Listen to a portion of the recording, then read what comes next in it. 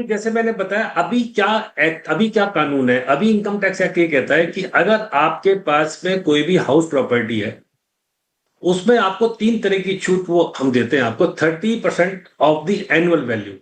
Annual value को define करने के 4 तरीके दे रखे थे, या तो जो आपको एक्चुअल रेंट आया या म्युनिसिपल वैल्यू है। इसका मतलब सेल्फ ऑक्यूपाइड प्रॉपर्टी आपके पास है तो उसकी एनुअल वैल्यू 0 मानी गई थी। लेकिन अगर आपकी रेंटेड प्रॉपर्टी है या रेंट आप कम है और एनुअल वैल्यू ज्यादा है म्युनिसिपल कारपोरेशन से, तो 30% की छूट आपको मिलती है। एक बात। दूसरी बात, उसमें भी लिखा हुआ था कि स्टैंडर्ड डिडक्शन के बाद, मतलब आपको म्युनिसिपल टैक्स जो आपके डिडक्शन के बाद में 30% की छूट मिलेगी। लेकिन जब नया एक्ट आया, जब नया बिल आया 2025 का, तो उसमें एम्बिग्यूटी रह गई कि ये जो स्टैंडर्ड डिडक्शन है म्युनिसिपल टैक्स से पहले मिलेगी या म्युनिसिपल टैक्स के बाद मिलेगी। तो सिलेक्ट कैबिनेट कमेटी ने कहा है कि आप इसको क्लेरिफाई कर दीजिए कि स्टैंडर्ड डिडक्शन जो मिलेगी वो आपको म्युनिसिपल टैक्स के बाद मिलेगी। यानी 100 रुपए आपका रेंट है, आपने 10 रुपए म्युनिसिपल टैक्स जमा करवाया, 90 रुपए का 30% आपको स्टैंडर्ड डिडक्शन मिलेगी, ताकि उसको बेनिफिट हो, क्लेरिफाई हो जाए, उसका क्लेरिफाई हो जाए।